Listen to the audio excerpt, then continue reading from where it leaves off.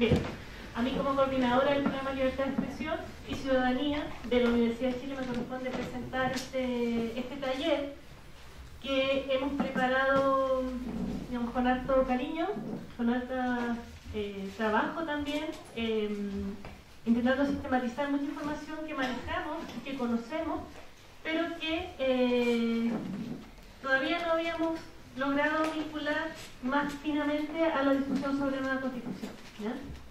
Y bueno, aquí, como ustedes vieron en la invitación, tenemos distintas, digamos, experticias, ¿ya?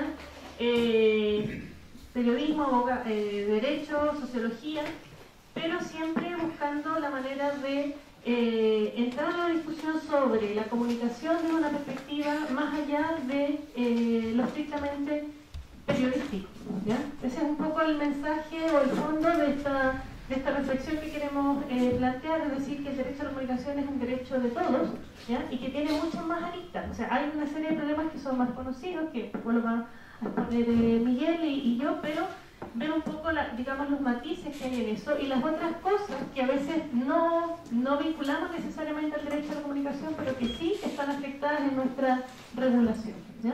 Entonces, vamos a partir con Miguel, luego continúo yo y luego continúa Javier. Eso, en la solapa mejor.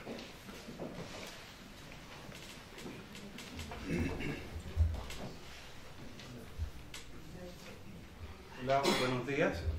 Sí, perfecto.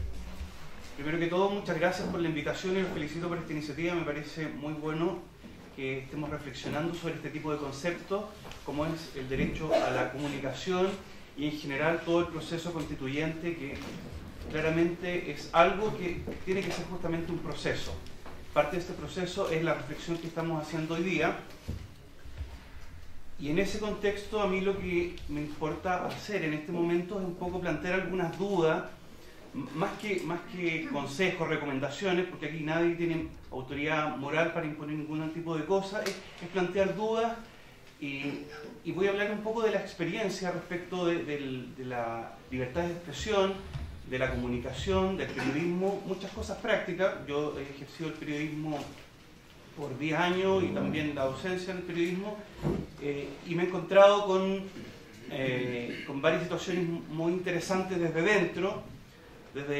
dentro del lado oscuro, por decirlo así. Trabajaba en el Mercurio, trabajaba en la Tercera, no me odien, pero a veces es bueno conocer al enemigo desde dentro, como se dice. Entonces, un poco desde esa mirada práctica que he tenido, yo he tratado de hacer una reflexión de qué entendemos primero por derecho a la comunicación. Como ustedes tienen el texto que tenían que leer como tarea para casa del profesor Gustavo González, que está por ahí, no es un concepto nuevo el derecho a la comunicación. ¿Sí? Venimos hablando hace décadas ya de este derecho a la comunicación. Y tiene un espectro bastante más amplio de lo que uno pudiera pensar. Entonces, la primera pregunta que tenemos que hacernos es qué entendemos. Y el mismo profesor González, en su texto, citando a Hamelit, que es otro autor, plantea de que el derecho a la comunicación tiene 5 aristas importantes. Primero, derecho a la información, derechos de información, derechos culturales, derechos de protección, derechos colectivos y derechos de participación. Y cada uno de estos se subdivide y se desglosa a su vez en varias cosas. Por ejemplo, el derecho a la información tiene que ver con el derecho a la libertad de pensamiento, de conciencia, religión, el derecho a tener opinión, el derecho a poder expresarse sin interferencia de los partidos políticos o partidos públicos o privados, o participar en los partidos políticos o asociaciones privadas, el derecho a poder acceder a la información, etc. Los derechos culturales, por ejemplo, tienen a su vez varias aristas también, como el derecho a promover la diversidad cultural, el derecho a practicar tradiciones culturales, etcétera, etcétera. Yo al final, en la segunda parte de la clase, les voy a pasar un listado con estas actividades para que un poco, me interesa mucho la opinión de ustedes, nos interesa a nosotros cómo ustedes ven este catálogo de derechos, para sobre todo saber cuál es más relevante o menos relevante, porque justamente eso es parte de la discusión. Cuando estamos hablando de derechos colectivos, también tiene la idea de asociación, ¿cierto? la facultad de poder reunirnos, de poder manifestarnos, y a su vez también el derecho de participación incluye, por supuesto, la garantía de organizar marcha, manifestarse en la calle o en privado, o acceder a la tecnología. Entonces, finalmente hay una serie de derechos asociados al derecho a la comunicación. Esto desde el punto de vista teórico. ¿Qué pasa en la práctica? Acá en Chile nos hemos quedado solo con una parte del derecho a la comunicación. Solamente cuando hablamos del derecho a la información, a la libertad de expresión, a la libertad de pensamiento, conciencia y religión. La religión importa mucho acá en Chile y eso está garantizado en la Constitución. El derecho a la privacidad también está garantizado en la Constitución. El derecho a la libertad de expresión también. Pero todas estas otras cosas que yo le digo, por ejemplo, el derecho a poder manifestarse, organizar marchas, salir a la calle, eso no está. O el derecho a acceder a la información pública, que hay una ley muy importante, la ley de transparencia, eso tampoco está en la Constitución. Entonces hay muchas de estas aristas del derecho a la comunicación que están cojas y que claramente nosotros tenemos que ver qué es lo que nos interesa que esté en la Constitución de manera que se pueda garantizar estos derechos. El problema con toda esta gama de garantías asociadas al derecho a la comunicación es que se plantean algunos conflictos. Yo les había preparado una clase bien bonita, pero lamentablemente no tenemos proyector, pero se la vamos a hacer llegar. Yo planteo un poco que hay como una especie de balanza en donde uno va poniendo los derechos y que hay algunos más importantes que otros. Por ejemplo, como yo les decía acá, la libertad de culto, la libertad de practicar una religión, acá en Chile es muy importante, está consagrada. El derecho a la privacidad también. La libertad de expresión igual es importante, pero muchas veces el derecho a la privacidad, en algunos casos, es mucho más importante. Y con eso basta recordar algunos ejemplos. Hay un caso muy interesante de un libro que se llama Impunidad Diplomática, no sé si ustedes lo han escuchado, en donde se plantean muchas actividades privadas de la familia Luxig. Y es un libro muy interesante porque o sea, estamos hablando de personajes del mundo de los negocios, como la familia Luxig, pero también están Julio Ditborg, algunos diplomáticos, etcétera, varios personajes de la política y del mundo de los negocios citados ahí, y se describen algunas fiestas y muy entretenidas al parecer. Pero el tema es que en ese momento se discutió, Corte de Apelaciones, bajo un recurso de protección y después en la Corte Suprema, el derecho a la privacidad de estas personas. Y nunca se puso en duda de que lo que se contaba ahí en ese libro era mentira, sino lo que se puso en discusión es que la privacidad de esta familia Luxig, de los personajes involucrados en este libro de Martorell, era mucho más importante que la libertad de expresión. ¿Cuál fue el resultado de ese recurso de protección? Es de que se prohibió el ingreso y la distribución de ese libro acá en Chile. Y ustedes pueden creer que todavía a esta fecha ese libro está prohibido. Todavía en Chile, cuando nos jactamos de que podemos tener libertad de expresión, tenemos libros prohibidos. Entonces, independiente de que nos pueda gustar o no el contenido de esa obra periodística, el punto es que hay un respeto, por ejemplo, para cuidar a ciertos grupos poderosos, como en este caso esa familia. Y el punto es que la libertad de expresión tiene que reconocer responsabilidades ulteriores, pero no tiene que haber una censura previa de que nos prohíba a nosotros opinar respecto a ese libro. Que eso es lo que ha hecho la justicia, finalmente. ¿Y por qué se resuelve en la justicia? Porque en la Constitución no hay ningún tipo de respuesta o criterio para poder establecer estos conflictos. ¿Ya? Los conflictos sobre privacidad y libertad y privacidad son comunes. Hace poco, no sé si vieron también las noticias respecto de las vacaciones de los futbolistas de la selección, que todos reclamaban de que ellos estaban pasando sus vacaciones en el Caribe y los periodistas iban y les tomaban fotos y ellos decían que se sentían invadidos. Estaban todos haciendo un manifiesto en reclamo contra los periodistas. Entonces, tenemos otro ejemplo de esta pugna entre libertad de expresión y privacidad. ¿Cómo poder zanjar esa discusión? La privacidad es superior a la libertad de expresión, la libertad de expresión es superior, va a depender caso a caso. Eso es algo que uno tiene que discutir. Por ejemplo, ¿nos importa lo que hacen nuestras autoridades en su vida privada? Si un parlamentario, por ejemplo, consume droga, ¿es importante o no? Sí, es importante. Si conviene. ¿A cuánto la tiene? Pero si una persona común y corriente, un ciudadano común y corriente, ¿importa lo que haga en sus fiestas privadas? Entonces, por eso que hay que establecer ciertos criterios, que eso finalmente no está en ningún lado, y quien lo resuelve finalmente, a veces los más poderosos imponen su postura, solo por ser poderosos. Y finalmente la justicia, que digámoslo como es también muchas veces, puede ser bastante discrecional, ¿ya? Justamente porque no hay criterios que permitan resolver este tipo de conflictos.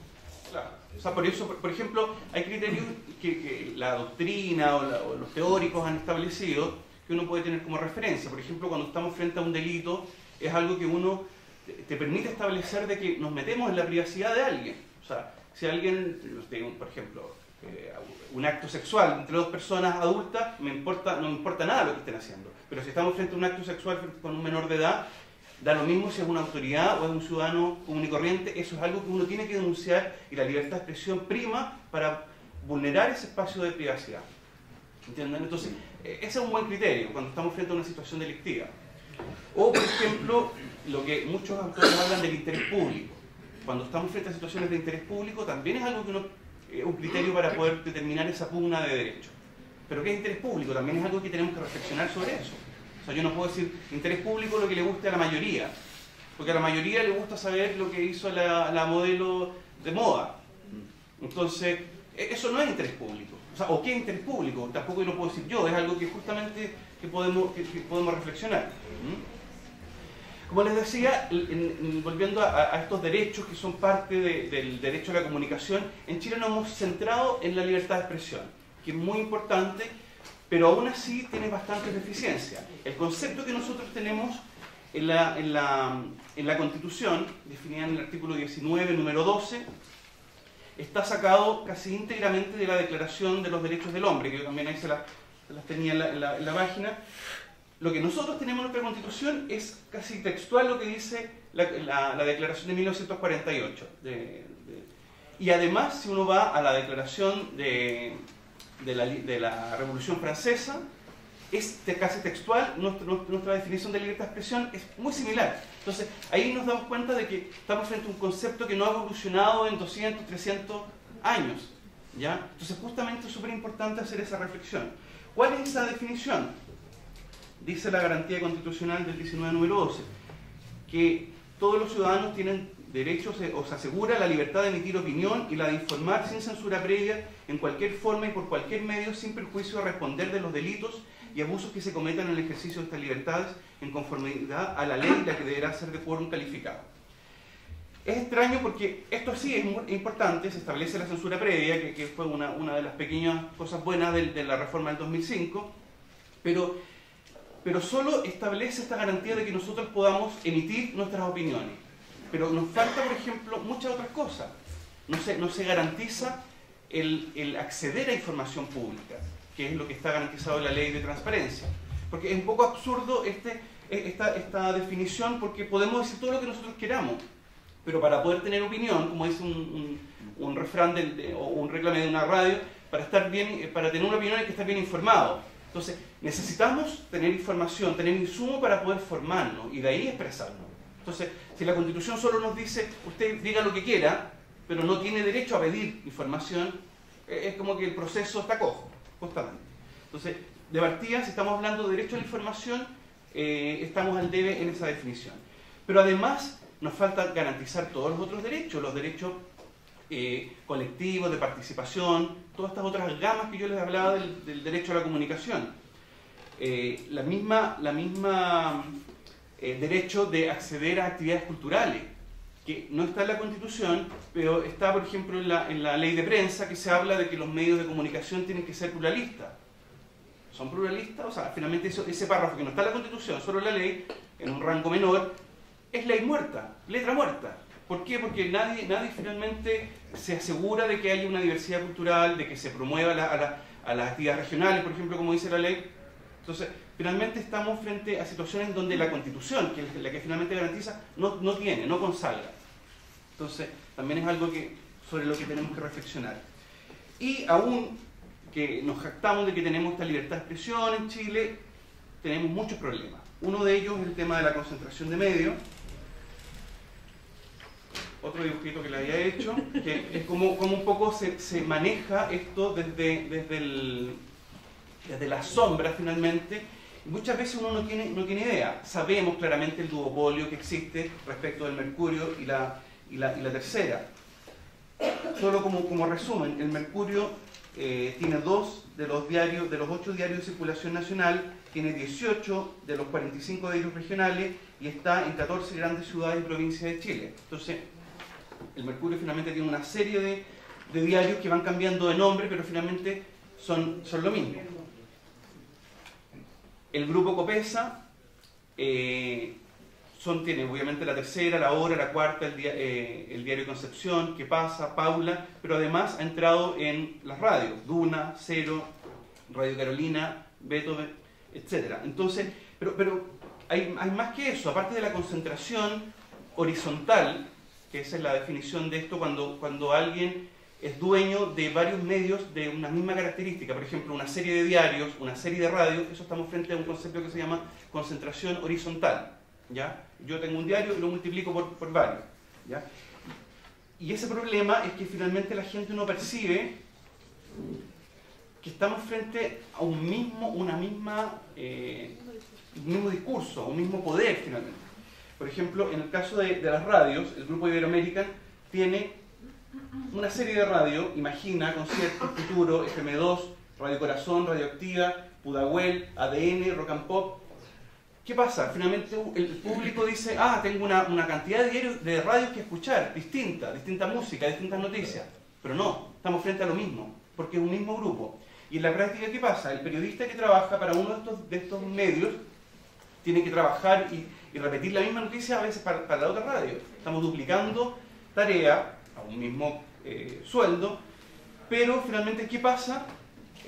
Más allá de la situación de precariedad del trabajo periodístico de los periodistas, estamos frente a una concentración que la gente no percibe, ¿ya? La gente cree que tenemos una pluralidad de radios, una diversidad, pero no, estamos frente a un mismo producto. Lo mismo que pasa con los diarios regionales del Mercurio, etcétera, etcétera. Entonces, ese tipo de cosas tampoco no tiene ninguna regulación.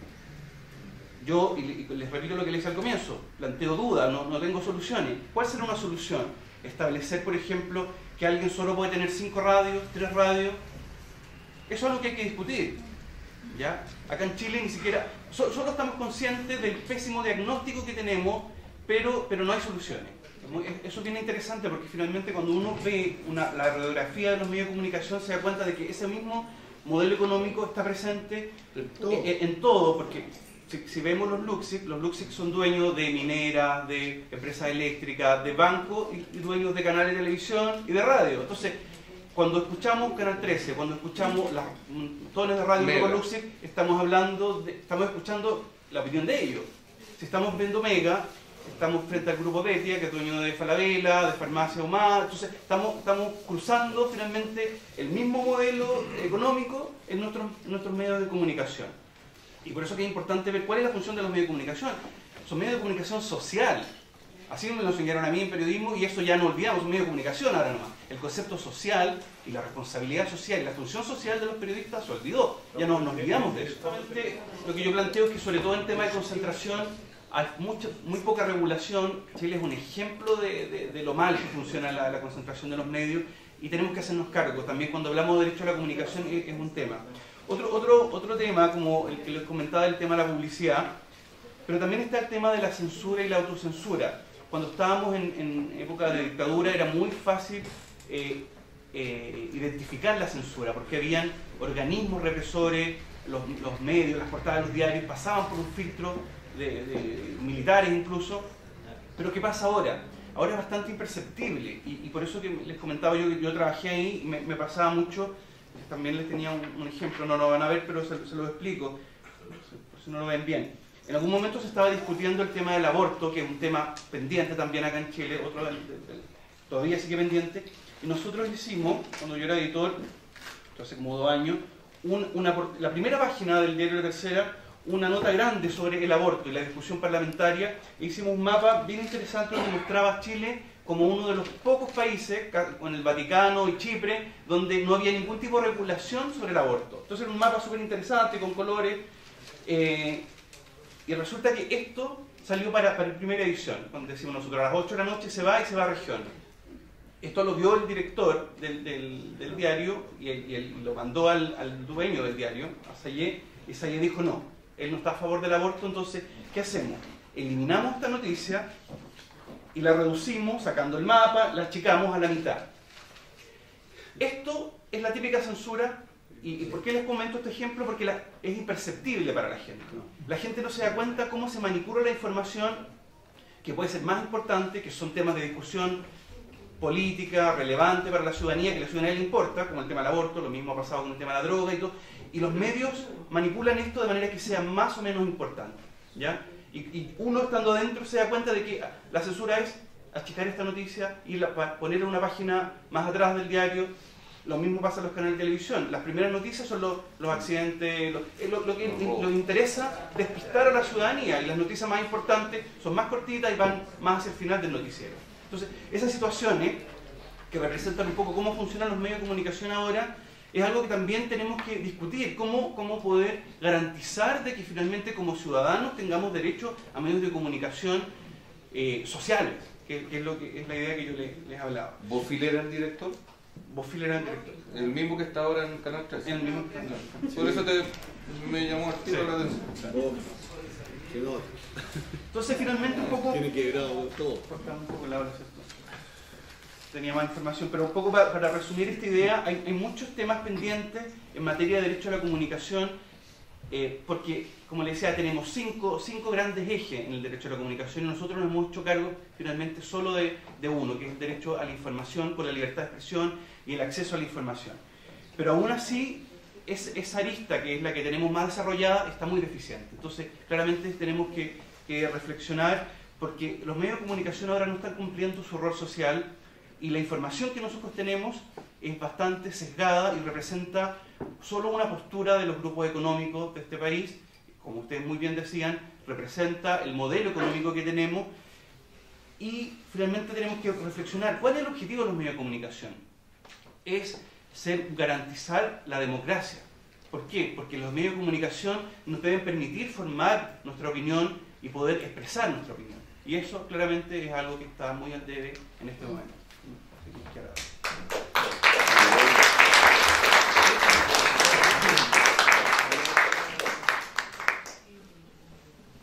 ¿Se escucha? Sí.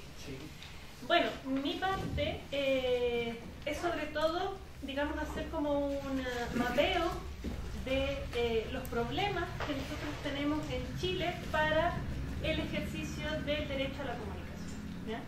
Es todavía un mapeo incompleto, pero la idea es ir rellenándolo, ir complejizándolo con más elementos. Aquí yo toco algunos temas. Con respecto al tema de la prensa escrita, por ejemplo, Miguel habló de varias cosas, pero hay otro tema que Miguel no ha hablado, que es el tema de lo que es la integración vertical de la impresión y distribución de los medios escritos, ¿ya? Que es todo el tema que denuncian los suplementeros, ¿ya? De cómo finalmente las empresas de distribución de los propios grandes, digamos, dueños de los medios de prensa ¿cómo se dice? Se puentean a los suplementeros, y finalmente los suplementeros dejan de percibir ciertos ingresos porque directamente a través de las suscripciones los diarios entregan otros suplementos que no entregan a los suplementeros, ¿ya? O sea, eso es como un tema bastante delicado que a lo mejor no está tan públicamente, pero eso afecta mucho, digamos, al trabajo de los suplementeros como parte del mecanismo de los circuitos de distribución de los medios. En el caso de las radios, bueno, Miguel ya habló del caso del grupo Prisa, que es el grupo de Iberoamerican, acapara el 60% del mercado y el 40% de la oferta publicitaria de las radios, ¿ya? O sea, eso es mucha concentración. O sea, nosotros tenemos cuatro grandes grupos dentro de las radios, y de ese uno solo ya concentra el 60% del mercado y el 40% de la publicidad. O sea, eso ya es, digamos, un gran control, ¿ya? En el caso de la televisión digital, O sea, de la televisión y entra la televisión, el tema de la televisión digital, efectivamente, el año pasado se promulgó la ley de televisión digital, después de 6 años de discusión. Esa ley está en proceso de implementación. Yo tengo una visión muy crítica, tanto de la ley como del proceso de implementación, y he seguido de manera sistemática este proceso. ¿Qué es lo bueno, por ejemplo, de la ley sobre el tema de la competencia o de la, perdón, o de la concentración? Ahí se logró meter un punto muy bueno, que es que la ley prohíbe que una misma empresa o una misma persona sea dueña de más de un canal en la misma zona de cobertura, ¿ya? Eso está muy bueno en términos de los canales nacionales, ¿ya? De alcance nacional, porque en el fondo no vamos a poder tener como esto que vamos a tener a Luxi dueño de 5 canales nacionales. Eso no va a poder ser. Sin embargo, no dice nada sobre los regionales, ¿ya? Y de hecho nosotros estamos advirtiendo que ahí se están generando pequeños conglomerados que no sabemos si necesariamente pueden ser buenos en términos de dinamizar la televisión regional local o más bien pueden apuntar a nuevas formas de concentración, ¿ya? Y a propósito del tema de la Fiscalía Nacional Económica, bueno, efectivamente la Fiscalía tiene que visar las sesiones, los traspasos, etcétera, de las frecuencias, pero la ley dice que si la Fiscalía no dice nada en 30 días, se da por enterado que eso está ok, ¿ya? Entonces, también ahí, o sea, solo omitiendo su opinión, así no diciendo nada, se pueden hacer una serie de operaciones comerciales con las frecuencias de televisión. Después, por ejemplo, en el tema de los medios digitales, ¿ya? Es decir, los que operan solo a través de Internet. Lamentablemente, la industria de medios digitales es bastante precaria, digamos, y finalmente quienes dominan el ámbito de los medios digitales son los mismos que dominan en el ámbito analógico, es decir, la misma radio, los mismos diarios, ¿ya? La gente que va a ver los diarios, por lo general ve los mismos diarios que debería, digamos, siguiendo la misma tendencia de los medios convencionales, ¿ya? O sea, uno tiene sin duda más acceso a otros medios, pero uno mismo finalmente en sus formas de consumo mediático tiende a reproducir, ¿ya? Poco lo mismo que hace fuera, ¿ya? La idea es precisamente que eso vaya cambiando, pero digamos la mayoría de las personas, y hay estudios en efecto sobre esto, lo que hacen es básicamente mirar las últimas noticias, buenos días a todos, el Facebook, ¿ya? O sea, eso es lo que hace mucha gente, ¿ya? No nos gustaría que fuera de otra manera, pero es así, ¿ya? Y a propósito también de los medios digitales, a principios de este año, no sé si ustedes saben que se discutió, salió a la palestra lo que se llamó una ley de medios digitales, ¿ya? Que fue muy criticada porque era muy ambigua, ¿ya? Entonces parecía que toda la gente que tenía blogs, ¿no? Iba a tener entonces que comportarse como si fuera un periodista y tenía que ir a inscribirse a una especie como de censo, ¿no? de medios. Bueno, eso, digamos, destapó una serie de reclamos, y en realidad esa ley quería hacer otra cosa, pero como en Chile las cosas se hacen así un poco a la mala, digamos, ¿ya? Porque en realidad el fondo de esa ley era la promoción de los medios digitales, ¿ya? Sobre todo locales y regionales, pero se planteó de una manera tal que digamos, salió disparado para otra parte y se metió la gente que trabaja en temas digitales criticando que finalmente podía constituir una forma de censura externa, ¿ya? Y eso ahora está todavía en el Parlamento discutiéndose. Con respecto a la comunicación comunitaria, ¿ya? Que aquí ustedes hablaron, tema del periodismo alternativo, etc. La comunicación comunitaria, bueno, nosotros en este país no tenemos políticas de comunicación que fortalezcan el sector de la comunicación comunitaria o que les permitan acceder a la legalidad, ¿ya? Se les discrimina, se les persigue, ¿ya? Tanto a las radios como a las televisiones que no tienen licencia, ¿ya? Es decir, no hay políticas para que puedan acceder a licencia, pero sí hay regulación para perseguirlas, ¿ya? Y esto es sobre todo en el caso de las radios. En el caso de las televisiones, paradójicamente hasta ahora, pareciera que hubiera más resguardo de las televisiones, pero las radios son sistemáticamente allanadas, ¿ya? O sea, este año han sido allanadas 3 radios comunitarias, ¿ya? Y esto porque hay un artículo, el artículo 36 de letra A de la Ley General de Telecomunicaciones, que es la que habilita a la Subsecretaría de Telecomunicaciones a que esto se pueda hacer, ¿ya? Que llega la policía, se llevan los equipos, se llevan las personas que están emitiéndose, es una cosa bastante, digamos, violenta y troglodita, ¿ya? Fascista. ¿Ah? Fascista. Sí. Con respecto a la regulación específica de la radio y la televisión,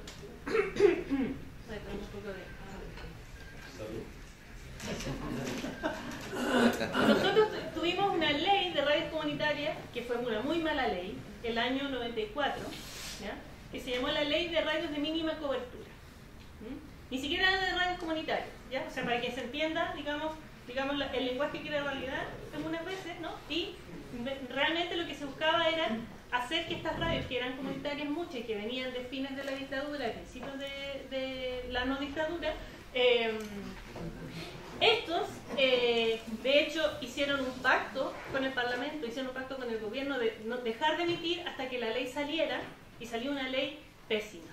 Una ley pésima que, por ejemplo, decía que podían tener máximo 1 watt de potencia, o sea, hacer una burla, ¿ya? O sea, esperar una ley para que me dejen emitir a 10 cuadras a la redonda o a 5 cuadras a la redonda es una burla, ¿sí? Bueno, tuvimos esa ley hasta el año 2010. En el año 2010 se promulgó una nueva ley que se llama, es así, Ley de Radios Comunitarias. ¿Qué pasa? Hoy día las radios comunitarias están en el mismo estado que estaban en el 2010, ¿ya? ¿Por qué? Porque la ley no se ha implementado. Se intentó comenzar a implementar hace 2, 3 años, pero salió todo mal, un poco como la ley de medios digitales, ¿ya? Porque por una serie de razones las solicitudes para ampliar la cantidad de cobertura, todo fue objetado por la Contraloría, ¿ya? Entonces todas las radios siguen hoy día emitiendo el mismo 1 watt de potencia, ¿ya? Hay una mesa de trabajo en la Subtel de las radios comunitarias donde esto se está intentando resolver, pero digamos que para que se entienda que aún teniendo una legislación se siguen allanando radios, ¿ya? Y las radios siguen teniendo 1 watt, las radios comunitarias, ¿ya? ¿Por qué la Contraloría tuvo que ver con el...? Porque son las solicitudes de los... ¿Cómo? No, porque son las solicitudes de...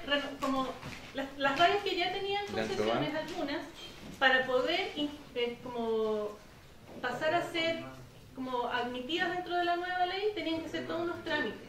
¿Qué? ¿Ya? Ese trámite de la Contraloría lo objetó... Sí, pero la responsabilidad de que haya sido objetada no era de las radios solamente, también era del ministerio que estaban vinculados con eso, ¿ya? ¿Ya?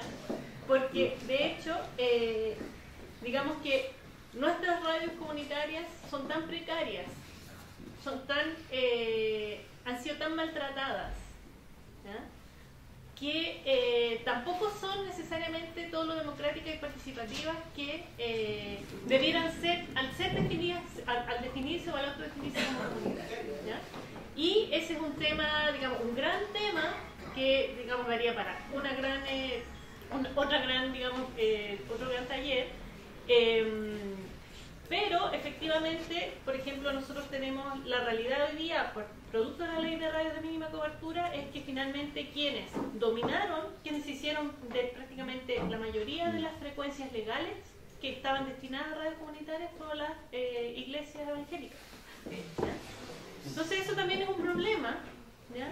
Es decir, las iglesias evangélicas que hacen proselitismo religioso debieran ser las destinatarias de las radios comunitarias, o podrían ser, por ejemplo, también perfectamente acceder a concesiones comerciales, ¿ya? O que dentro de las que destinen a comunicación comunitaria, que a lo mejor se destine a una parte, pero no como que dejar a que las que tengan dinero puedan acceder, porque finalmente siempre las organizaciones vecinales, los pueblos indígenas, siempre van a estar en una condición de mejorar para hacer estos trámites, ¿ya?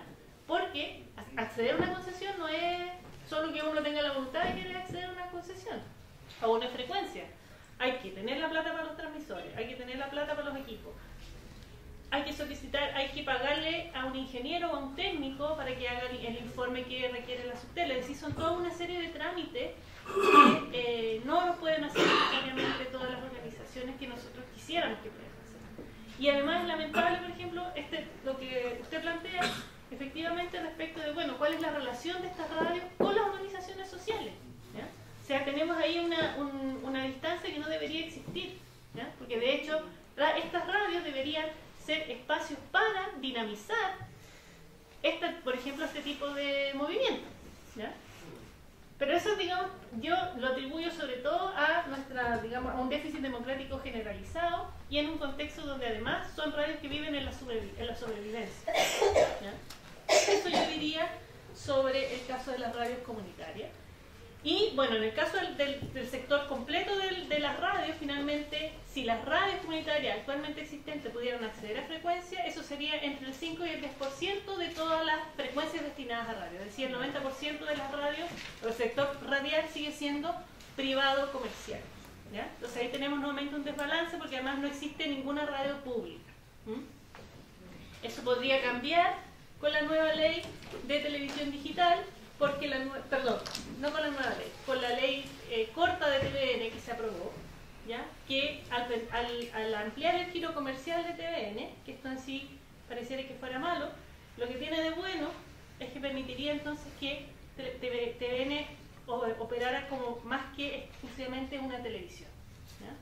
O sea, podría tener efectivamente también una radio, ¿ya? Una radio pública, a través de la televisión, directamente a través de la frecuencia de televisión, o a través de una frecuencia de radio, ¿ya? Eso es una cosa interesante que se abre a propósito del tema de la ley corta de TVN que se aprobó, si no me acuerdo, en 2013-2012, ¿ya? Sí. Bueno, el mandato de autofinanciamiento de TVN es de una ley de principios de la década de los 90, ¿ya? Es decir, la ley que se establece post dictadura para TVN es la ley que dice que TVN tiene que autofinanciarse, ¿ya? Y entonces esto finalmente lo que hace es que la pone al mismo nivel que los canales privados, es decir, tiene que funcionar en virtud de la publicidad, por lo tanto si las cosas no venden, no se ponen, digamos, ¿ya? Efectivamente aquí hay una cuestión que tiene que ver con el nodo de la concertación, pero tiene que ver también, digamos, con los pactos de la transición, ¿ya? Porque también lo que decía Miguel, o sea, el directorio de TVN es un directorio de cuoteo político de los partidos que han sido los partidos que están en el Parlamento dentro de todo lo que ha hecho el binominal, ¿ya? Es decir, básicamente tenemos dos grupos, ¿ya? Y esos dos grupos están muy cómodos con este status quo, ¿sí? Entonces está un poco inamovible, ¿ya? Ahora, sí es importante y es interesante entender que el tema del autofinanciamiento fue producto también de un tramo cultural, si podríamos decir, ¿ya? Es decir, la gente que llega a TVN no quería que TVN fuera como TVN había sido en dictadura, ¿ya? Pero como se dice, digamos coloquialmente, botaron la hueá con la bañera, ¿ya? Porque en realidad podría haber sido a lo mejor otro tipo de debate para resolver esto y no a través de exclusivamente el tema del autofinanciamiento, ¿ya? ¿Sí? Sí, una cosa cortita, mira, ¿cómo impedir que eso ocurra? Por ejemplo, yo soy de Recoleta, ¿ya? En Recoleta existe una radio comunitaria que es la radio Bellavista de Recoleta. Cuando estaban los gobiernos comunales de la UDI, era el vocero de la UDI. Ahora hay un alcalde comunista que es Jadwe, es el vocero del Partido Comunista. Entonces, no tiene nada de comunitario, realmente ahí no hay participación social de verdad. Entonces, pero ¿cómo impedir eso? Yo veo el tema, o sea, ¿cómo impedimos eso? Primero, haciendo conciencia de esto, o sea, que no es un problema aislado, para empezar, ¿ya? Es decir, hay un problema, por supuesto que a los partidos políticos les interesa de sobremanera participar, digamos, de los debates públicos a través de los medios, ¿ya? De medios locales, medios municipales. Entonces, por eso es importante que haya estos otros tipos de medios, que sean efectivamente participativos, o sea, que sean comunitarios de verdad, ¿ya? Porque una radio municipal no es una radio comunitaria, es una radio municipal. Y una radio municipal puede ser efectivamente operar como una radio local, pero también puede operar perfectamente como una radio al servicio del alcalde de turno, ¿ya? Es así. Sí. Bien, con respecto a las televisiones comunitarias no tuvieron ningún reconocimiento en la ley de televisión digital, ¿ya? Las televisiones comunitarias están, digamos, estaban imposibilitadas de acceder a frecuencias desde el año 2000, porque el año 2000 el gobierno dijo que no se iban a repartir más frecuencias porque venía la digitalización, ¿ya? Y cuando viene la digitalización, les dicen no les vamos a hacer ningún reconocimiento a pesar de que ustedes hayan estado emitiendo hace 10 años o más, porque no, ¿ya? Porque eso afecta a la libre competencia, ¿ya? Ese fue el argumento de, en ese momento, el subsecretario de Telecomunicaciones de Piñera, ¿ya? Y bueno, nosotros tenemos unas 15 actualmente a través del país. Después, tampoco en la ley permite que haya o define acceso a recursos para infraestructura para estas televisiones, ¿ya? Anteriormente los canales sí recibían, los canales, digamos, de televisión abierta, los comerciales sí recibían algunos recursos a través de un fondo que se llama Fondo de Antenas. Ese fondo desaparece con la ley, se traspasan fondos de telecomunicaciones, pero en ese fondo se pide que, dice, le vamos a dar plata a las televisiones que además de entregar televisión, entreguen internet y entreguen convergencia. Y eso obviamente una televisión digital per se es muy raro que lo vaya a hacer, ¿ya? Porque le exige mucho más de lo que ya está haciendo. Y solo hay apoyo para creación de contenido, ¿ah? A través de un fondo que salió ahora el CNTV. Entonces, que lo que pareciera es que se está, digamos, tirando por el desvío a las televisiones comunitarias para que puedan acceder a frecuencia y más bien se conviertan en meras generadoras de contenido, meras productoras audiovisuales, ¿ya? Eso es como, digamos, pareciera hasta ahora, si no hay un cambio efectivo en el Fondo de Desarrollo de las Telecomunicaciones, en el que estamos participando a través del Consejo de la Sociedad Civil de la SUBTEL. Estamos participando en esa discusión para ver cómo poder intervenir para que efectivamente ahí haya recursos para las televisiones. Disculpe, ¿qué dice Consejo de qué? Consejo de la Sociedad Civil de la Subsecretaría de Telecomunicaciones. ¿Tiene una página web? Sí. Si ustedes están en organizaciones sociales, perfectamente pueden acceder a ese consejo. Ese consejo tiene abierto siempre la entrada de nuevas organizaciones. Ustedes tienen que hacer una serie de requisitos, pero si ustedes quieren participar de estos debates que tienen que ver con televisión, con radio, con telefonía, con cable operadores, que son temas que tienen que ver finalmente con obstáculos o no al derecho a la comunicación, este es el espacio para participar en organizaciones sociales. ¿Cómo se llama? Consejo de la Sociedad Civil de la Subsecretaría de Telecomunicaciones. Todos los ministerios están obligados a tener un consejo de la sociedad civil, ¿ya? Y además de un consejo civil en Santiago, están obligados a tener consejos de la sociedad civil en regiones, ¿ya? De hecho, el de la SUBTEL está levantando en distintas regiones también. ¿Son consultivos nomás? Son solo consultivos, ¿ya? Porque ese es el nivel de participación que establece nuestra institucionalidad. No son vinculantes, sin embargo, es una buena instancia para saber lo que se cuesta, ¿ya? Eso sí es una buena... para saber qué es lo que están haciendo, las decisiones que están tomando, cómo se están tomando, etc. Bueno, les podría contar muchas más cosas sobre las televisiones comunitarias, pero voy a saltar a otros temas, ¿ya? El tema de los pueblos indígenas. ¿Qué pasa con los pueblos indígenas y la comunicación? Bueno, en primer lugar, tenemos un problema de lo que se informa sobre los pueblos indígenas en Chile, ¿ya? O sea, sabemos que se ha construido mediáticamente desde Santiago esta idea del conflicto mapuche, ¿ya? Que finalmente es el conflicto de los chilenos con los mapuches más que el conflicto mapuche, pero se presenta como que aquí el problema son los mapuches, ¿ya? Y se omite una serie de información, etcétera. Los medios en ese sentido incurren en prácticas de silencio informativo y eso afecta el pluralismo y eso afecta el derecho a la información. Los medios indígenas tienen barreras los pueblos indígenas tienen barreras para crear sus propios medios. De hecho, el año 2013, una radio indígena hizo una denuncia en Ginebra, es decir, en la ONU, sobre este tema, que llevó al gobierno de Piñera a comprometerse a dar 30 concesiones de radios comunitarias a pueblos indígenas. Eso hasta el momento está en letra muerta, ¿ya? Entonces, para que se entienda, y en el caso de la ley de televisión digital, a pesar de que en el proceso, las organizaciones que estuvimos siguiendo ese debate, insistimos en que se introdujeran alguna forma de reconocimiento para que los pueblos indígenas tuvieran o acceso a frecuencia o acceso a financiamiento para levantar sus propios canales de televisión, eso no quedó en la ley, ¿ya?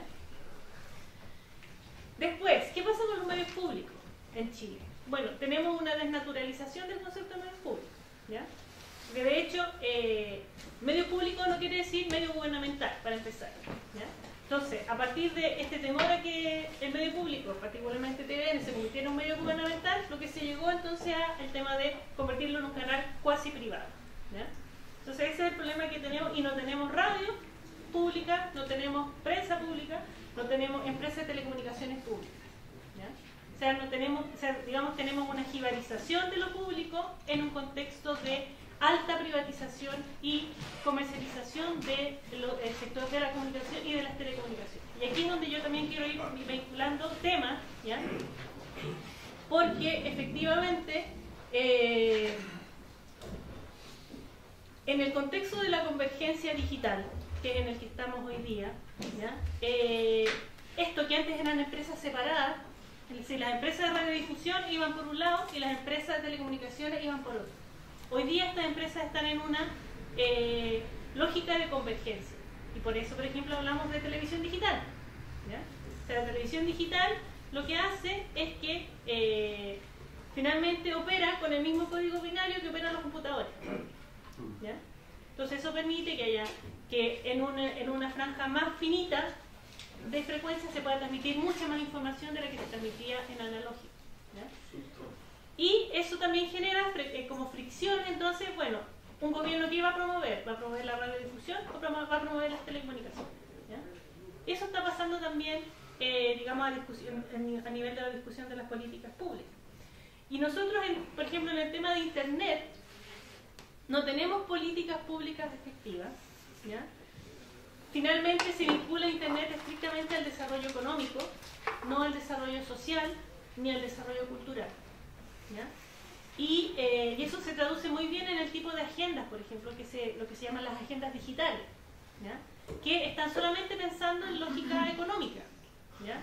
Y todo lo que tiene que ver, por ejemplo, con las discusiones más específicas de brecha digital, de cómo resolver la brecha, de qué pasa, por ejemplo, con los sectores extremos, qué pasa con los sectores rurales, cómo los sectores rurales acceden a Internet. Eso no está resuelto, o cuando se resuelve entregando esto al mercado, ¿ya? Es decir, el mercado es el que resuelve cómo se llega a BitBili, ¿ya? El mercado resuelve cómo se llega a, no sé, por allá por el sur, no sé, Quellón, ¿ya? O Tortel, Caleta Tortel, ¿ya? Entonces si las empresas de telecomunicaciones dicen no, que yo ahí no llego porque no me conviene económicamente, el Estado es el que le da la plata para que llegue, ¿ya? O sea, el Estado subsidia a las empresas de telecomunicaciones, ¿ya? Para que lleguen donde él no llega, ni la empresa llega, ¿ya? Entonces ahí se da una cuestión que uno se puede preguntar, bueno, Internet, en el contexto de hecho de la discusión constitucional, Internet, ¿lo vamos a considerar un servicio, un bien público, o lo vamos a considerar un servicio de pago que tiene que regular el mercado? ¿Ya? Hay países donde Internet es un servicio público, ¿ya? Hay un servicio mínimo de Internet garantizado para toda la población, ¿ya? Eso en Chile no existe. ¿Dónde? En un país nórdico, ¿ya? No, pero yo sí me acuerdo, puede ser Islandia, Finlandia, alguno de esos, ¿ya? Y bueno, después está todo el tema con la calidad de los servicios de Internet, ¿ya? Y ahí empezamos a ver el tema de derecho a la comunicación como consumidores, ¿ya? O sea, la calidad de los servicios de Internet en Chile no tiene fiscalización, ¿ya? Entonces finalmente nosotros lo que tenemos es también en el sector de las telecomunicaciones tenemos concentración, una gran concentración. Movistar, Entel y Claro son las que controlan el mercado de la conectividad fija y móvil de Internet, ¿ya? O sea, Internet pertenece a estas tres empresas, ¿ya? En el caso de, concentran ellos el 95,4% de los clientes de Internet móvil, ¿ya? Es decir, tres empresas controlan el 95% del mercado de la telefonía en Chile. Es que estas empresas generan barreras de entrada, ¿sí? Y, digamos, operan finalmente como cartel, porque nadie puede fiscalizar, o sea, nosotros no podemos. De hecho, no sé si ustedes saben lo que pasó esta semana con ADECO. ¿Saben lo que pasó con ADECO? Bueno, el Tribunal de la Libre Competencia, que es el Tribunal de la No Libre Competencia, ¿ya? O sea, en Chile uno tiene que pensar que las cosas son todo lo contrario de lo que dicen que son, ¿ya? El Tribunal de la Libre Competencia rechazó una denuncia que había hecho con ADECO, que es la Corporación Nacional de Consumidores y Usuarios, contra Movistar, Entel y Claro, es decir, las empresas que manejan el 95% de la telefonía móvil, por acaparamiento de espectro, ¿ya? Es decir, porque ellas ya controlaban una cantidad de espectro de algunas bandas, de algunas frecuencias destinadas a telefonía e internet. ¿Se licitan? Sí, se licitan. Pero es que todo el concurso está, según Conadeco, había estado viciado, ¿ya?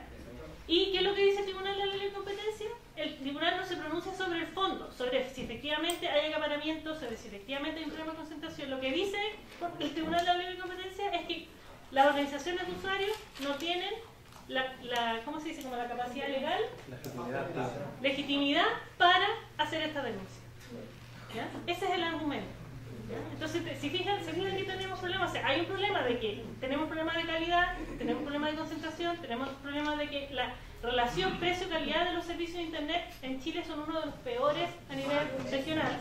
Bueno, tiene que ver con este problema, ¿ya? Y a esto se suma otro problema más, que es el de mercado secundario del espectro, pero que ya no voy a utilizar más en eso, pero que tiene que ver como con una continuación de estos temas, que en telecomunicaciones también tenemos problemas de concentración. Eso es lo que como que quiero que quede claro, y eso también tiene impacto sobre la calidad de los servicios, tiene impacto sobre bueno, claro, como nosotros como consumidores, ¿ya? O sea, tenemos todo un discurso de que internet nos conecta con el mundo, que nos hace libres, no sé qué, ya. Pero ¿qué pasa si estas empresas, no sé, deciden a lo mejor comportarse con cartel y tomar alguna actitud contra los usuarios?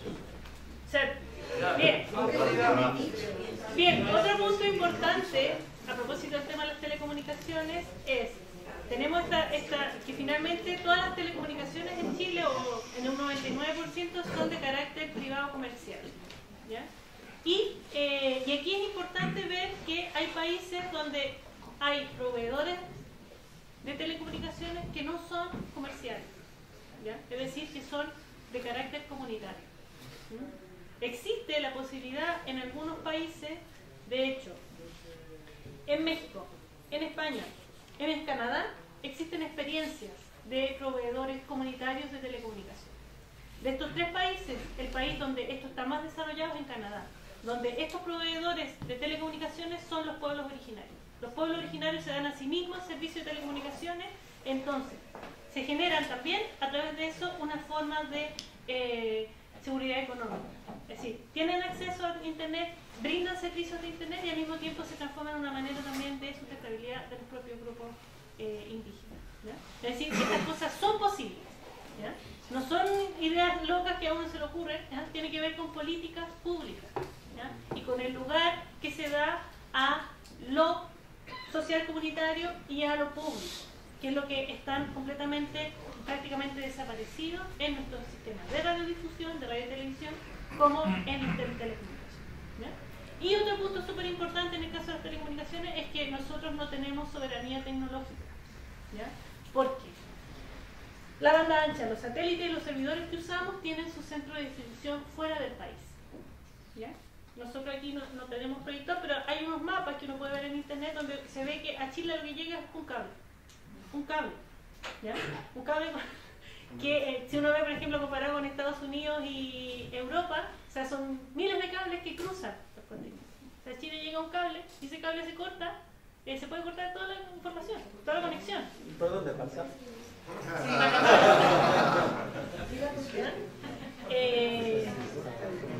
Vale.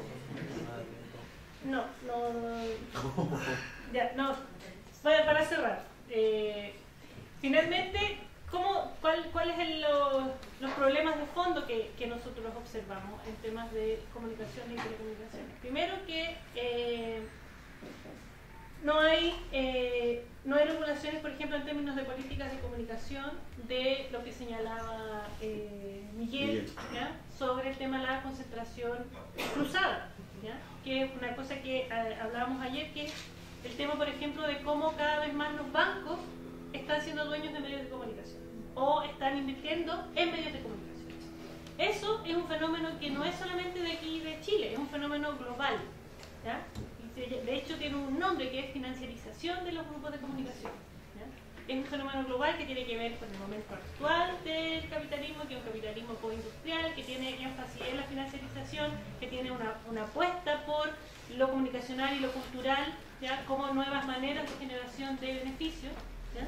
Por eso estas mezclas, por eso tenemos a Lufthansa y a Sayet metidos en el mercado de las comunicaciones. No es casual, no es casual, y por eso también tenemos a Falabella, que es dueño de banco, dueño de telefonía, dueño de canal de televisión, dueño de retail, o sea, hace publicidad, tiene los medios en los que hace la publicidad, es decir, es como todo un gran holding que se autoalimenta, ¿ya?